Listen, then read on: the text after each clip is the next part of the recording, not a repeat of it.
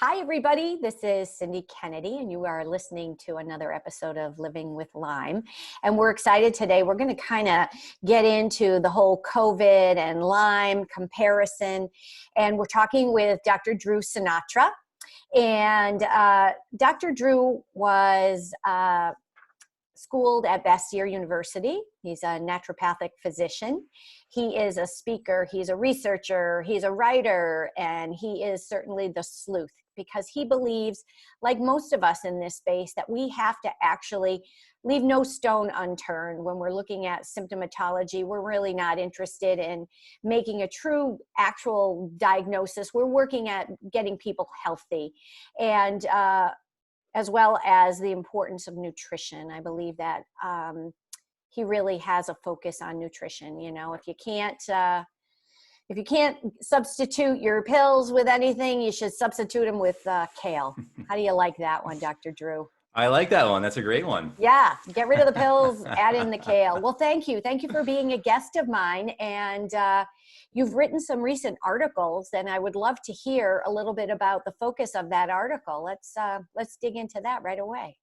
Sure. Which article are you referring to?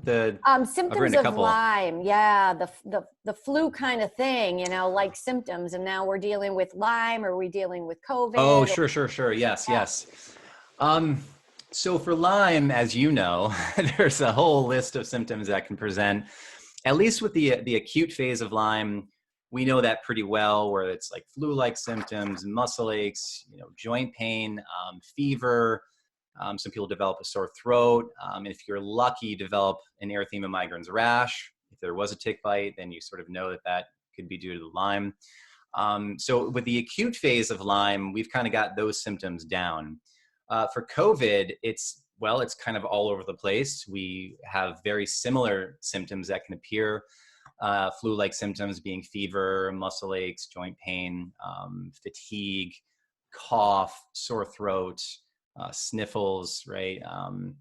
And I think the key symptoms, though, for COVID are going to be loss of taste and loss of smell. That kind of differentiates. Like, I've never seen that happen with Lyme disease. I don't know about you. No, but I don't. Can you tell me how that's happening? Why is that, getting rid of those olfactory nerves?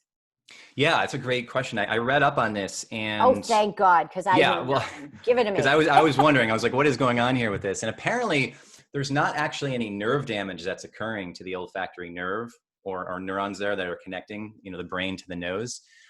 There's damage to the cells outside of the nerve. So the cells surrounding the nerves are being damaged. Because what happens is people can lose their sense of smell pretty immediately, and they can also get it back pretty immediately as well, which wouldn't make sense if there was nerve damage, because that would take a little bit more time for the nerve to heal and regenerate. Right. So it's more damage to the surrounding cells that's occurring. That's interesting. That's real interesting. But, I mean, it's the same thing when you get a really bad rhinovirus and all of a sudden you can't smell, you can't taste. It must be under that same type of situation. Yeah, because you're right. That can also occur with a typical cold, the rhinovirus or coronavirus for that matter. And that's the problem with coronavirus is even the common cold can look just like it as well. So it's tricky because I don't think that we have really the best testing available. I mean, the PCR test is pretty good. I mean, the false negative rate around that is around 3 to 33%. It's kind of high. The false positive rate, we're not so sure on it because it really depends on the manufacturer of the PCR test. So for example, if they're doing 30 cycles of replication or augmentation of the viral fragments, you might not see a positive compared to some test that's doing 40 cycle amplifications. So it really depends on the testing method, whether you're going to get a positive or not on that COVID test. And as with Lyme, I mean, more than anyone else, I mean, the Lyme world is riddled with just poor testing. We don't have like the best testing available for Lyme. I think we're just still far away from having any of that. And for us, we lost Armin Labs this year. I don't know if you were ever using them, but I loved Armin Labs because they at least gave you an understanding of if the Lyme test was, if Lyme was more active in the body. And now we have to sort of rely again on the antibody tests, which in my opinion are not great. And they really only tell you if someone has had an exposure. So we're kind of left in the dark here with testing for Lyme. I know. Dr. Armin was scheduled to do a podcast with me when all Oh, of yeah. this happened, and we have not reconnected since. But yeah, I mean, the idea of that replication and activity is really unique to that type of a test. And I don't know, I'm wondering when they'll allow us to send blood work out to them again. Yeah, it's interesting. They allow it up in Canada, but they don't allow it in the States yet. Oh, we're So dirty. That's why we're I dirty. know. We're a bunch of dirty pigs. I think that's it. I'm not sure if that's to do something with the shipping or what, but unfortunately we can't get it. I see. Yeah. Probably all my test tubes that I have are going to be, they're going to be probably expired. I'm going to have to, start this all over again. That's what happens with so many of these test kits. They go to waste, the styrofoam, and that just gets I put hate into our it. landfills. Oh, I hate it. I hate it. That's a whole nother story, right? Exactly. So, in your practice, your practice's name is Clear? Clear Center of Health in Mill Valley, California. Yeah. Where in Northern California? So it's in Mill Valley, which is about 20 minutes north of San Francisco. Okay. So you cross the Golden Gate Bridge, you go north, and you're in a county called Marin. And it's a lovely area. Love practicing there. I work with an MD. I work with an ND. We have a psychotherapist there. We have nurses that are working in our practice. We have an IV lounge. We have something called the Novathor. I'm not sure if you've done any research into red light therapy. But we have this amazing red light therapy bed that is fantastic for improving mitochondrial function, reducing inflammation, reducing pain. So we use that a lot in our Lyme patients. I mentioned the IVs already. We also have this device called the Hocket, which is really a hyperthermia chamber. It's kind of like going into like a steam bath where it's really, really hot with hot steam coming at you. And they infuse ozone into there, and the ozone goes through your skin into your bloodstream. And there's also Rife technology frequencies that can be thrown in there as well. And there's also PEMF therapy. So it's kind of an all-in-one inclusive machine really that we use for detoxification purposes. Yeah. Our center, as we were talking before we started to record here, was due to open on March 1st. And of course, everything was delayed. And one of the good things is we have a treatment room that was kind of to be determined. So right now we do our 3-in-1 sauna. So it's near, mid, and far infrared, as well as chromotherapy and vibrational therapy. So that's excellent, just like we were talking about, detox.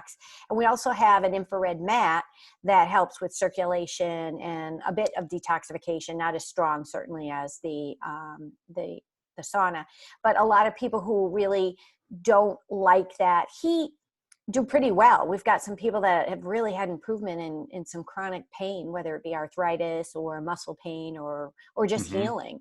So we still have a TBD, to be determined room, and we'll see how that goes. We're not really sure what avenue we should put it, because people around here, like in this Western Mass area, like I said, come on, people, you got to start doing your reading, you got to do your research, and you've got to understand that the bottom line is our toxic load.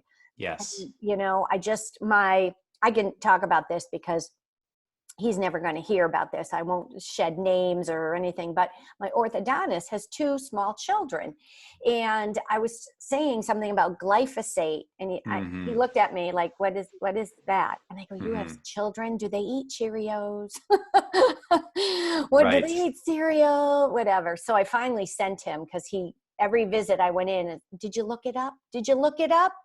And so finally I said, that's it. What's your email? I'm going to send you some information. And I think his eyes are a little bit open now on how crazy our environment is. And because we all carry that toxic load, and that cup starts spilling over, and that's where chronic issues start presenting. Yeah. And I mean, first off, I want to know, are you using the Biomat for that infrared mat? Oh, awesome. I love that thing. That thing is fantastic. Yeah, I love it. And I love, it's so simple and it's so easy, and we just pair it with a meditative environment and soothing music, and notoriously at that 30-minute mark, when we tap on the door, we hear, oh, I Yes. think I fell asleep. Well, I think you're bringing up such a good point, because a lot of people who learn about Lyme, they think that, well, antibiotics are the only way to beat this thing, right? It's just kill off all the microbes and we're going to be good to go. But unfortunately, that's not the case. You need to have other therapies on board. For instance, the infrared sauna, the biomat. Detoxification therapies are really important because, as you said, we are living in this toxic soup, from glyphosate exposure to heavy metals, to plastics in our foods and in our environment, and the xenoestrogens, and the list goes on, flame retardants, etc. And as with COVID, right, it's about the terrain. It's all about what's happening in your body in the terrain. So if you're toxic, like at least with COVID, if you have diabetes or cardiovascular disease, or you're overweight, or you've got some heart issue happening for you, you're going to be more susceptible to the virus. And I think the same thing is true for Lyme disease. If you are eating poor foods, you're not exercising, you're living a very stressed out life, letting all the stressors of life in this modern world weigh on you, you're toxic from all the different exposures you've had, you're going to be more susceptible to the inflammation that may ensue from a Lyme infection or a co-infection, for that matter. So cleansing the body is so important. And number one, we got to reduce these exposures because they're everywhere. They're ubiquitous, like the glyphosate, Cheerios, wheat products, grains. It's pretty much everywhere. They say it's in our water now. It's all about reducing our exposure to these things, but also getting them out of the body, which is key. Right. And people think that the body does it automatically. Well, in general, it's meant to do that, but again, it's that level of burden. I want to take a minute and complain. I think you'll agree with me. I don't know how to emphasize more to the general medical community the importance of everything we just talked about. One, testing is not great. You can't go by a negative test for Lyme disease, as well as certainly with COVID and all. It's a big support system. And for Lyme, I do feel that there is a really good, there is a good purpose for, presenting or starting with antibiotics. But my thought is that long-term stuff is just, that may not really be where really what we should be doing, because again, your body has to get rid of all of the breakdown and things of that nature. But getting these mainstream medicine docs to listen, to say, okay, it's not just about, okay, drink more water and walk around the block. Oh, those are great, right? Those are great. But there's other processes and nutrients, and I remember when I practiced gynecology for many, many years, and even prior to that, I did a lot of obstetrics.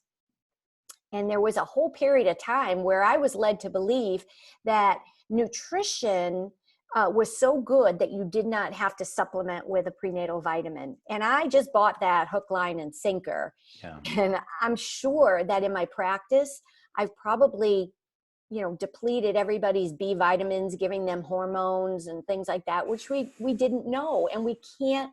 Right. They won't listen to us. So that's my gripe for the day. I'll tune it. I'll get rid of it right now, and we'll go on to something more fun. No, I'm with you on that, and we should bring it back to COVID as well. I think we need to really establish a clinical diagnosis with it, and testing is certainly important. We've got the PCR test, we have the antibody testing. We need to look at the symptom picture. Were they exposed to someone? And the same thing happens with Lyme disease. If you don't take a good history on someone, and you don't know that they're living in an endemic area with ticks and Lyme disease, and were they bit, were they not bit? These are such important things to be asking, and not relying on a negative Western blot or ELISA test, which are completely inaccurate in my opinion anyway. So I know, you got to take and I think it's hard for a lot of doctors because they're so limited in the amount of time that they can spend with the patient. What are you supposed to do in a 7-minute visit, which is really the standard time that doctors are spending with patients? What are you supposed to do in terms of question asking when someone's presenting with chronic fatigue in front of you? I mean, you don't really have much time. So I get where they're coming from because they don't really have the time to do it. But you're right. there's this lack of understanding of putting all the pieces together with what's happening for someone, including their testing result. Right, right. Do you think anything will change in Lyme disease, especially after this crisis with COVID? I think unfortunately right now, Lyme is being put on the back burner. I mean, it's just Mm. not as important as COVID, and rightfully so. We're in the middle of a pandemic, and we're really focusing on the COVID that's happening. But like if someone comes into a doctor right now and they're experiencing flu-like symptoms, I mean, very few physicians are going to be thinking of Lyme disease, right? They're going to be thinking about COVID, which they should. So I think in the short term, Lyme is going to be put on the back burner and we're not really going to be focusing on it as much. But I do think long term, we're going to begin to understand that we shouldn't be looking just at testing, because I do feel like if we're only looking at testing for COVID, which in my opinion is good, it's not excellent. And we need a little bit more standardization, I think, with our testing, then that will, in the long run, be a good thing for Lyme disease, because then again, it goes into what we were talking about before, and you need to make a clinical diagnosis with this. You can't rely on tests only. You need to take in everything that's happening for that person. I've heard a lot of neurologic issues post COVID, and we know that there can be some chronicity, whether it's the Lyme being active or the collateral damage that it has caused with neurologic findings. Have you seen any of that? The only thing I've really looked up is and heard about is more like the post COVID-19 syndrome, which is kind of like the chronic fatigue like state that people are developing. Are you talking about people that have Lyme that have gotten COVID and they're starting to develop more neurological? No, I'm trying to compare that neurologic post-treatment Lyme to post having COVID. And, Oh, I see. they're very similar in some respects. I have a good friend who is very sick, and now her ability to think and function and that Hmm. fogginess, and it's got to be some form of inflammation. And again, what's the toxic level? Why is it just formulating there? And Yeah. I see this similarity. So again, we go right back to the fact that maybe it doesn't matter which it is, but we have to focus on why that's occurring. Yeah, and from what I understand too, these cytokine storms that are happening with the COVID, they may be damaging the hypothalamus, which is involved in like temperature regulation and hormones and appetite. And so they think that the cytokine storm damaging the hypothalamus, which can then have an effect systemically on someone, leading to long-term symptoms, including neurological problems for people. And I don't know what to do in terms of this yet. I mean, we still have so much to learn about coronavirus, obviously, but I think that learning more about the cytokine storm, what it's doing to the body, what it's doing to the tissues, and then obviously working on repair in that sense was probably going to help these folks. Right, right. It's gonna go down to the smallest blocks of whatever information that we have, and then to build upon that. And I guess maybe it goes right back to the heal the gut. What do you think about that? You deal with digestive issues, Mm. you deal with autoimmunity as well in your practice. So comparing, someone who's just been out and about and they get sick, whether they get sick because they've been bitten by a tick or they get sick because they have COVID, what do you see as the biggest factor? And do you agree with me that you really have to focus on the gut? Yeah, I think with every patient that we work with, you have to look at the gut, because obviously most of the immune system resides in and around the gut. And um, even if you're eating the best foods out there with the highest quality minerals and vitamins, if your gut's in bad shape, you're not going to be absorbing any of those nutrients, and therefore you're not going to be helping your body move forward with an illness. So looking at the gut is really important. Um, Even with Lyme disease, you mentioned like short course of antibiotics, which I'm totally into, especially like more of the acute phases. And even so, people that have had Lyme not that long, I'll generally do like maybe a month or two of antibiotics, if kind of depending on what's going on for them. But after that, we surely have to work on the gut, because their gut's going to be in not good shape in terms of dysbiosis or inflammation that might be ensuing there. So every single person that I work with, I mean, every patient across the board, we're working on the gut. And that's simply, first off, you're working with nutrition, and you're working with like food allergies or food intolerances. And that's a key piece that I think a lot of practitioners miss, is just like simply as food allergies or food sensitivities. But it all comes down to the gut. And then once you treat the gut, once the gut's in working order, I feel like Their terrain is much more healthier that we talked about previously. And as a result, their body can allow itself to heal a lot quicker compared to not treating the gut. Right. And naturopaths always say that the body can heal itself. And then, you really have to have the appropriate tools for the body to work and actually repair and heal. Yeah. And a lot of docs, unfortunately, don't understand the healing power of the body, that they haven't given it a chance.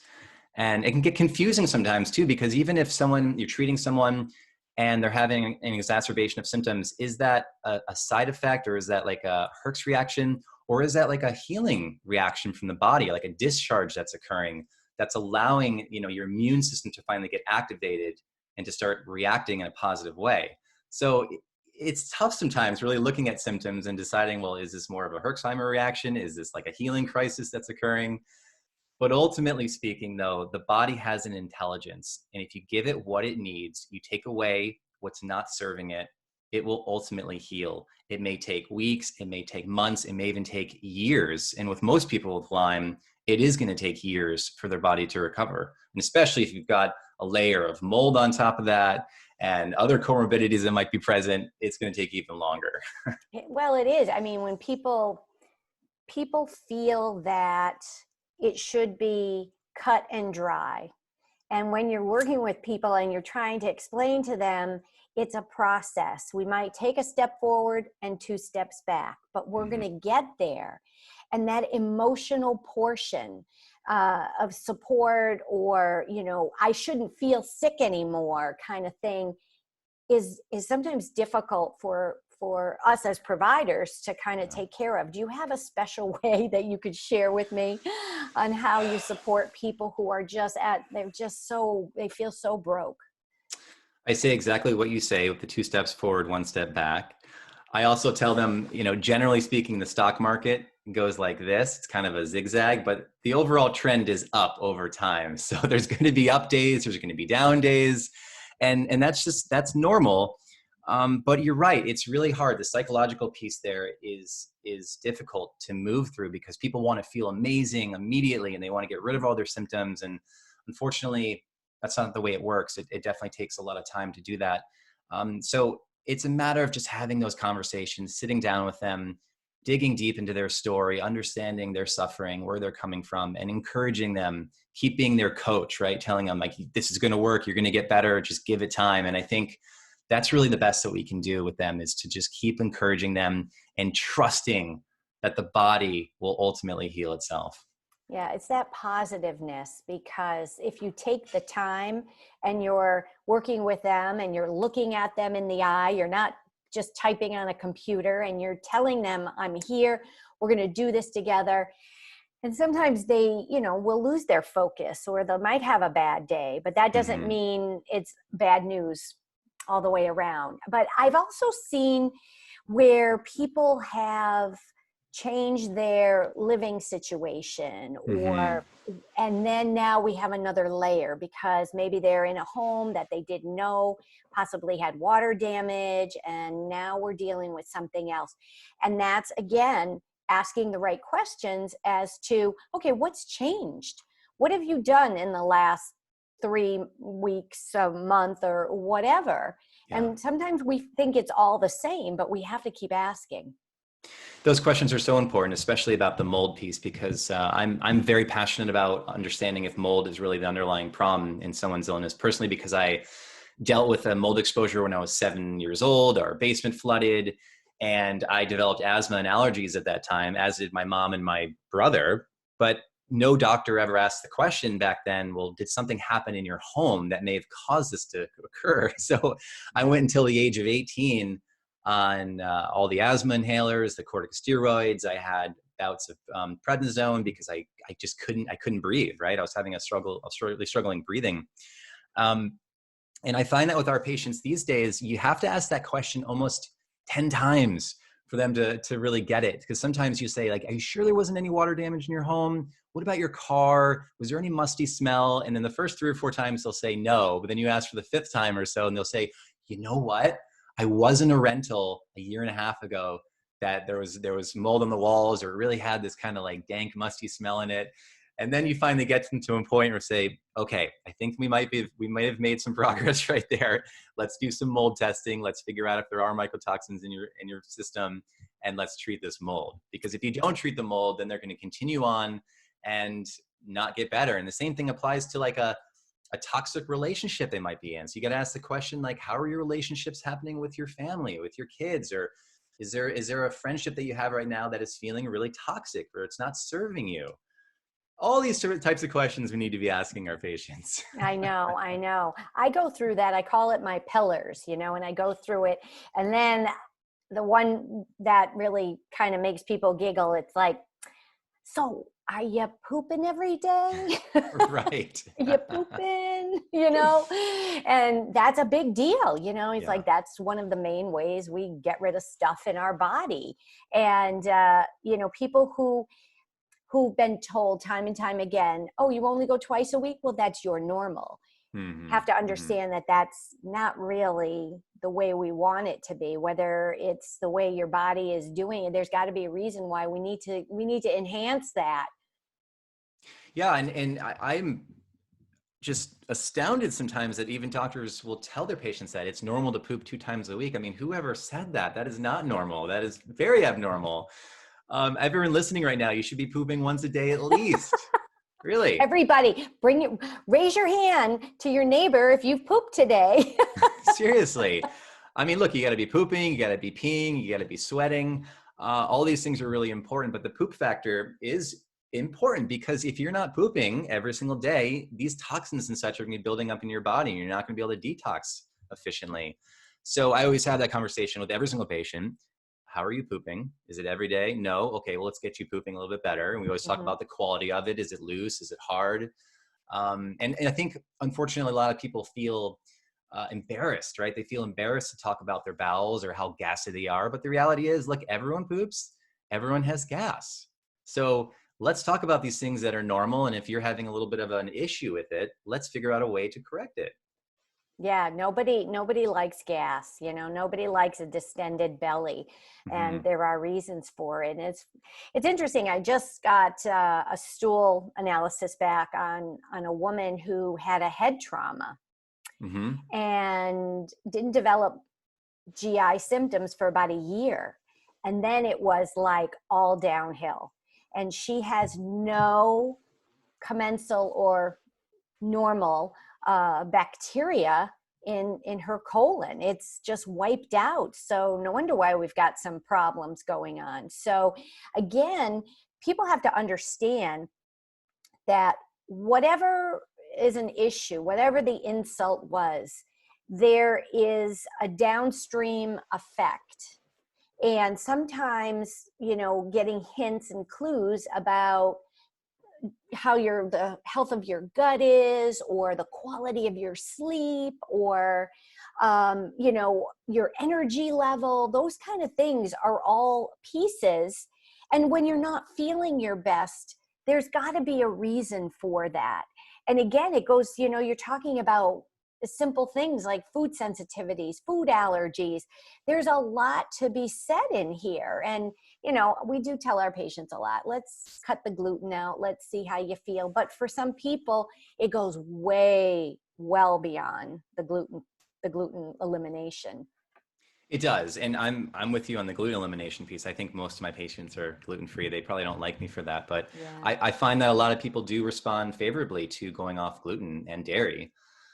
But think about this. I look at the body as, the body is like a conductor, right? You have all these organ systems and cells kind of working underneath it in this like symphony that is formed. And so if the heart isn't working well, if the gut isn't working well, if the joints aren't working well, your neurological system isn't well, it's going to bring down those other systems, and the symphony won't be as sweet. It won't be as like clean sounding. And so you need to have every system in like high optimal functioning order. So like you got to get the gut working well. So are they pooping? No. Okay, let's correct that up. Are they having diarrhea? Well, let's fix that up. Let's figure out if there's an imbalance there in their flora, if there's a parasite, a worm, whatever it is. Looking at, their joints. Is there achiness there? Why is there achiness there? What could we do about that? Looking at their brain function. Are they having any neurological issues? Why is that happening? Is it a Lyme infection? Is it mold? So you got to go through like almost every system of the body and then figure out kind of like what's behind this, like what is causing this sort of symptom to arise, and really target that system. And that's what we're doing too with detoxification. We're really allowing the body to function optimally by removing these toxins that could be affecting the different organ systems. You know, I had a visual when you were saying about the body parts and whatever. Mm. Do you remember the game Operation? Yes, yes, You know, absolutely. and you had the metal thing, and if you touch the sides, it would zzz. Yeah, I just had that visual of that person, you know, that you try to operate on. You know, as a young person, I like to do that, but then I realized I'm a little more clumsy. Surgery is really not a forte that I should have ever gotten into, and so I'm glad I didn't. Although in gynecology, there was some slicing and dicing in that lady part area, and God, man, that made me, a good juicy boo-boo. Oh, I loved it. I miss that. I miss that. Right. It's a terrible thing.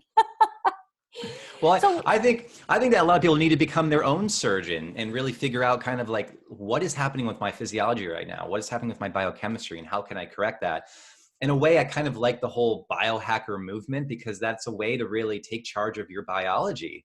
And I think that as practitioners, a lot of our patients rely on us to help heal them. And I've never considered myself a healer in any way. I consider myself more of a facilitator of this healing process that can occur. And I feel that when people take charge of their health, when they figure out like, what is it that's going on for me that isn't right?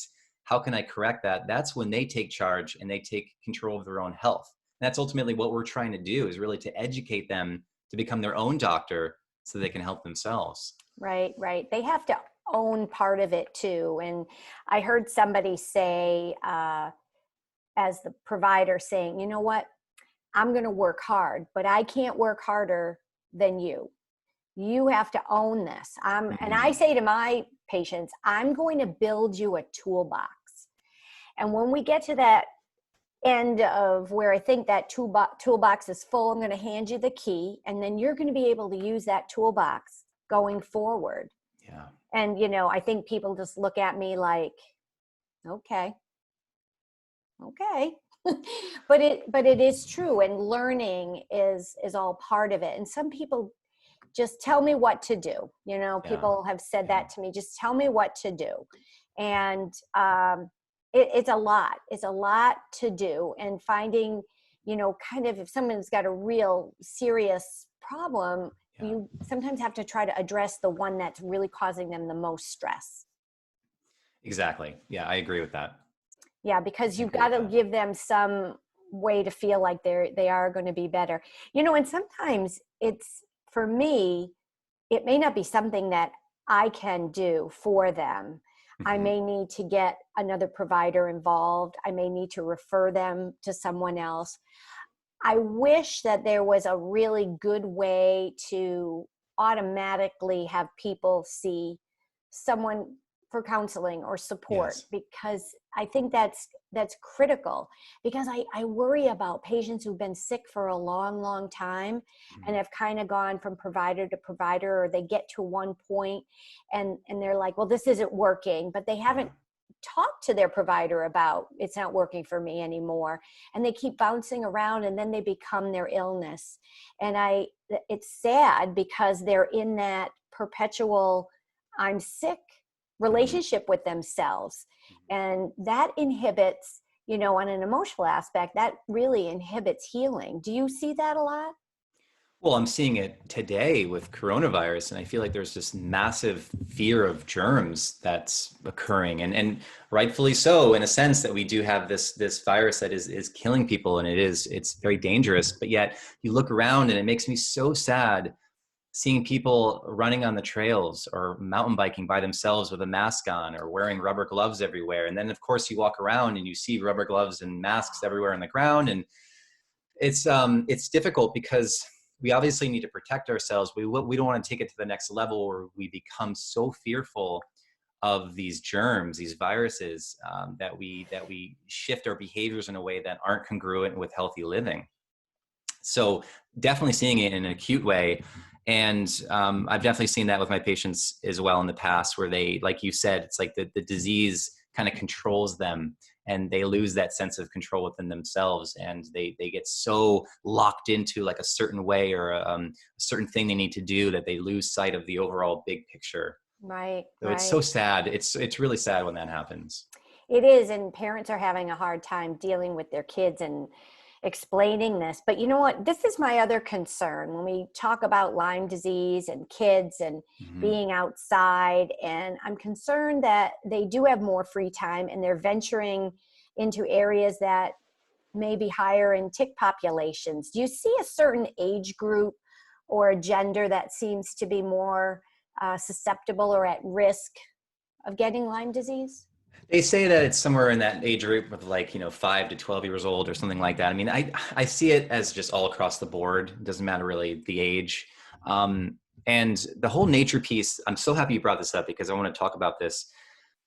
I have a concern with telling people to be so fearful of nature, and Mm. we need to be careful, right? We need to be careful, just like with COVID, making sure that you're distancing and you're wearing your mask and everything, like protecting yourself and others. Obviously, the same thing applies with Lyme. We want to make sure that you go out into nature, you enjoy it, you protect yourselves, you're very vigilant and aware of your surroundings and whether you're in tall grass or brush or you're looking on yourself and making sure that there's no ticks attached. That's important to do, but I don't want people to get so fearful that they won't go into nature and they won't go on a hike or they won't go anywhere because they're so scared of getting bit by a tick. And so it's like this fine line that we need to walk with, encouraging people to get out in nature, but also be very careful around the exposure to ticks. Because as you know, I feel like nature immersion is one of the best things that someone can do if they're suffering from chronic Lyme, to get out into nature on a daily basis, go for a walk, meditate in the woods, immerse yourself in nature, because nature is so healing on so many levels. It helps bring down your sympathetic nervous system. It connects you to that oneness that's out there. And if we become so fearful of it that it prevents us from going into it in the first place, that's when I say, hey, no, let's talk about this a little bit more. Right, right. I mean, everybody just has to be, it's really about being focused, mindful, and aware. And, I look at my dog and she's got paws that are right directly on the morning dew on the grass and whatever. And I'm Mhm. like, oh, she's grounding herself and four little Yes. paws. And, we really, people don't understand that. But there was some story of a farmer who really had gotten up one day, did his chores, but didn't feel well. And, was gone like the whole day. And he had gone out to his fields and laid in the dirt and got up and felt a whole lot better. I'm not saying that's Mm, what we should all do, but there is something about the healing force of the ground of the earth. And nature does provide a lot of great stuff. I mean, if you live in a city and there's tons of pollution there, you got to get in your car or public transportation or something and get out. You got to get out where there's fresh air, because that's where there a lot of healing does take place. And being aware, I tell people, I teach people what mindfulness is, just mhm, as mhm. part of it. And I'm absolutely amazed at how many people have never heard of that, or Right. the clues aren't there, or they just go from task to task. And when people have a hard time understanding it, I ask them, have you ever driven from one place to another? You got to that place and you had no recollection of that drive. And everybody will say they have. And I'll say, Yeah. well, that means you weren't mindful. You weren't Mm, thinking, observing, looking. And then people are like, wow, wow. yeah. And that's true. It's very true. But, getting people to entertain the thought that they have to take care of that psyche portion, that Yeah. I don't know. It's interesting because I have more trouble with my male patients. Do you feel that way too? It's an interesting point you bring up. I think it depends on the male patient, right? It definitely depends on them. I think more of like the engineer type, they might have a little more challenge with the mindfulness piece. But I have to stop you right there because yeah. this is hilarious. Okay. This is going to date me. Back in the day, I taught childbirth classes. Now I would have groups of 10 or 12 couples. And when they would march in, they would sit in a seat, and notoriously they would sit in the same seats all the time. Hmm. So I kind of knew by their seat and when we talked and who was what. And so this one gentleman, as I was talking about labor and contractions, he was like, wait a minute. You mean to tell me she has no control over getting contractions? And I'm like, yes. And I believe you're an engineer. Yes, you are the engineer. So that is true. You know, they're very like, woo, blocked. Yeah. Yeah. Well, that we should say though, like at least for me, when I see an engineer come in, I love all the spreadsheets they bring in. They bring in their labs from 10 years previous with all the different Excel spreadsheet listings of what lab is what and what supplements they're taking, when they started taking them, how they felt while taking them. I mean, it's like brilliant in a way how detailed and how organized they can be with their symptoms, their labs, and what supplements they're taking. So there is definitely a plus there. So do you advertise wanted engineers, Right, I know. minded patients to serve the purpose of fulfilling my needs? I am so grateful when they do bring in these spreadsheets though, because it saves me a lot of questioning and a lot of time. Yeah, we have trouble though. I have trouble with the poor historians. And, you know, when the Yes. patients are going in circles and I'm like, well, wait a minute. Now I'm all confused. Right. That's why we take notes too, right? Yeah, Our yeah, chart yeah. notes are very, very thick. Yeah. I wanted to go back to the grounding piece you mentioned, because I feel like Sure. that's a simple and effective and free therapy that people can go out and do. And you mentioned this farmer that was laying down on the soil. We're all walking around with rubber soled shoes these days, and we're never really connecting to the earth anymore. And like right now, I've got a grounding pad beneath me because we're doing this podcast inside and I can't be grounding outdoors. But later today, I will go outdoors, even though it's really cold out, and I will go ground myself because that's just something that I have to do every single day. We're connecting to the Schumann resonance, which is really like the earth frequency. We're connecting to this free flow of electrons that comes up through the ground. And we're also connecting to this energy of the earth that is so healing. And it's free, and people can do it pretty much like anywhere, unless they're living in a city where there is no grounding available, but they can still have a little grounding mat beneath their feet like I do. So Describe that grounding mat, because yeah, I don't think people know what that is. sure. Do you want me to hold it up, or is this going to be a video, or Yeah, it's video. doesn't matter? Go Sure. ahead. Why not? Here we go. Why not? So this is a little grounding pad that I have beneath my feet. Oh, yes. And all I'm doing is I have my feet on top of it. And this is basically like having your feet on the earth. It's connected to the third prong on an outlet. So it's like the grounding piece of the outlet. And that's essentially just connecting me to the earth.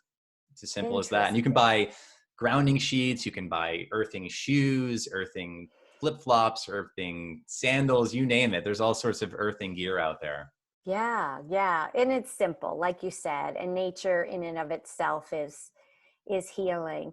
You know, it's very interconnected. It's very intertwined. And, you know, when it comes to people who believe in doing a lot of deep fishing when people are not feeling well.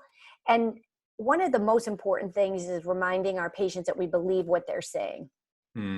Yes. Yeah. They need to hear that. Yep. I see. I understand. Exactly. You know, validating where they're coming from, you know, because they do need support on a variety of different levels. Well, they've seen so many doctors previous that may have said that they're crazy, that they're out of their mind, that these symptoms are in their head. And so when you're in front of them, listening to their story and acknowledging their level of suffering, that can change the tide incredibly fast for someone. They can go from feeling really terrible and really isolated in their life and their illness to all of a sudden having a doctor on board that's really going to see them as they are. And that can just open up the gates for healing to occur. Right. And then, like I said, there's all different methods. You know, we've covered a lot of topics in our topic that was supposed to just kind of compare Lyme and COVID. But Right. I think we really mastered a lot of the different things. So Is there anything that you wanted to talk about that we didn't really talk about? I think I'll just touch upon the post-COVID-19 syndrome that we briefly kind of mentioned before. And Okay. I think that this occurring, and we're seeing more of it too, right? The people essentially they develop COVID-19, and they don't get back to where they were. They're developing fatigue or brain fog or this overall malaise in their body, and it's taking a lot of time for them to get back to homeostasis in their body, feeling like they were previous. So I think that when this is happening, it might help the Lyme community long term, because Lyme is kind of like that, where you get Lyme disease, maybe it isn't treated, maybe it is treated, and then later down the line, you start developing symptoms that are kind of strange, rare, and peculiar, and no one can really understand what's going on for this person. And with all the money that's being funneled into coronavirus right now and understanding how this virus is affecting our bodies, I think that we're going to learn a lot about the secondary effects of the virus. And then that may kind of help us understand how Lyme is affecting the body as well long term. And so we might be able to have more effective treatments down the line. Yeah, and it might be as simple as honing in on the immune system. Yes. You know, Yes. just finding out, it may be all different things that started the cascade, but not being able to turn off that inflammation may be the key to both of these. Well, we need like a better roadmap in terms of which dials to turn off and which to turn on for inflammation, because sometimes the inflammation's too high, sometimes the immune system's not really acting appropriately, it's kind of too low. And so like something like we use like LDN, low dose naltrexone, it's kind of like bringing down an overactive immune response, but then again we also want to like support the immune system in a way. So I'm always curious as to kind of what dials we can turn to upregulate and downregulate the immune response. Yeah, I wish people did come with dials, Yes. and you could really hone in on that. A little more treble, a little more bass, whatever Exactly. the case may be. But that is true. Well, I'll tell you, time will tell. Yes. Time will tell. And trying to be patient and we don't have that crystal ball. We don't know what the future is going to hold for us. And I think that in our own way, shape, or form, we have to kind of just hang tight and see what happens and be diligent. And, I think it's eat well, do the best you can, right?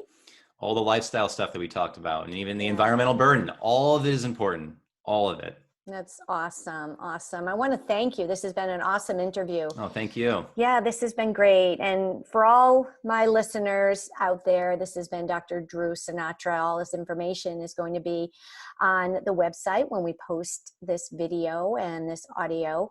And you can get in touch with him. You can learn more about him there. And for those that are interested in learning more about me, you can find me at www.pursuewellness.us. Yes, we're out there and we're doing our best, and we hope you are too. For all you guys, make it a great day. Take good care and be well.